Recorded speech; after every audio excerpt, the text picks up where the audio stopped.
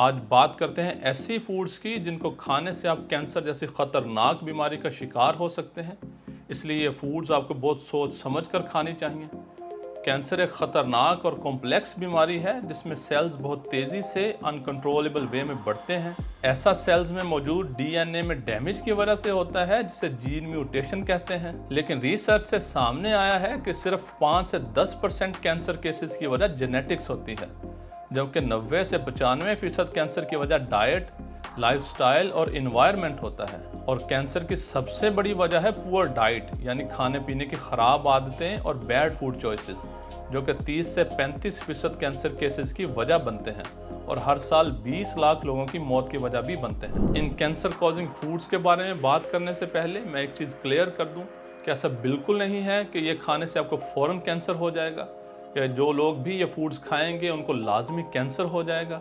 असल में इन फूड्स में कार्सिनोजेनिक कंपाउंड्स होते हैं।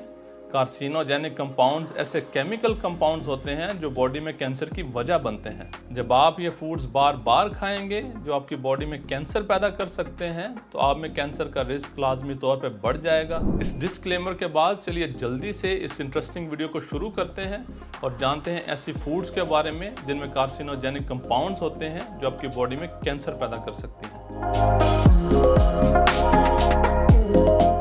कार्सिनोजेनिक फूड्स की बात करें तो इसमें सबसे पहले आता है प्रोसेस्ड मीट्स, जिसमें बेकन, सॉसेजेस और हॉट डॉग्स वगैरह शामिल हैं।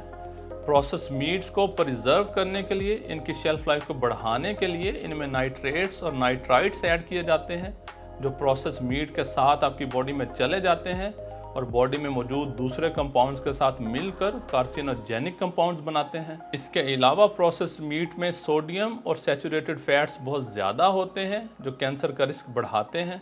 इसलिए बेहतर है आप प्रोसेस्ड मीट्स की इंटेक को कम करें, इन्हें पूरी तरह से अवॉइड करें या बहुत कम खाएं और इसकी जगह फ्रेश मीट और फिश वगैरह खाएं।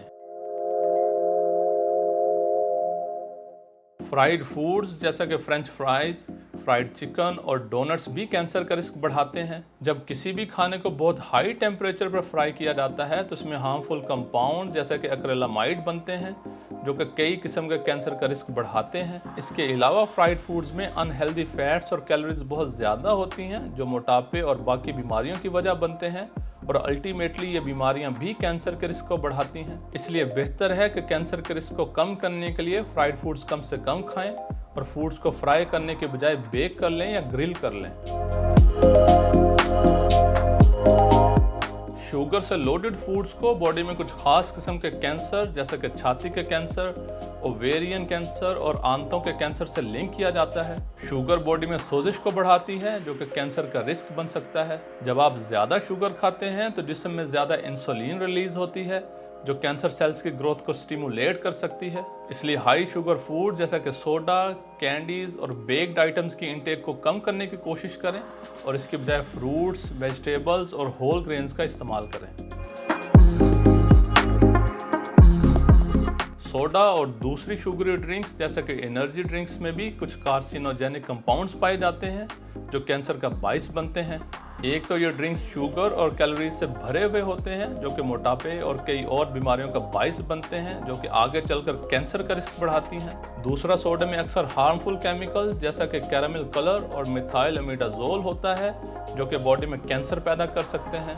इसलिए बेहतर है इन शुगरी ड्रिंक्स की इंटेक को कम करें और इनकी जगह ग्रीन टी या हॉट वाटर जैसे फायदेमंद ड्रिंक्स पिएं। हाइड्रोजनेटेड ऑयल जिन्हें सिंपली ट्रांस फैट्स कहा जाता है, इनको भी कई किस्म के कैंसर से लिंक किया जाता है।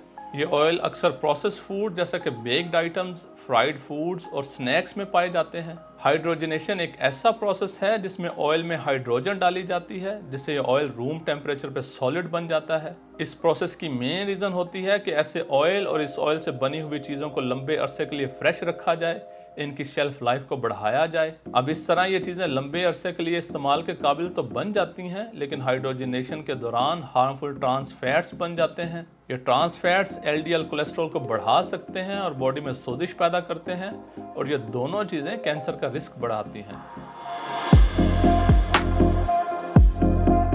कैंड फूड जिन्हें कैन में स्टोर किया जाता है और ख़ासकर एसिडिक कैंड फूड्स भी कुछ खास किस्म के कैंसर का रिस्क बढ़ाती हैं। इसकी वजह यह है कि अक्सर कैन फूड की लाइनिंग PBA केमिकल से बनी होती है, जो कि फूड में शामिल हो सकता है।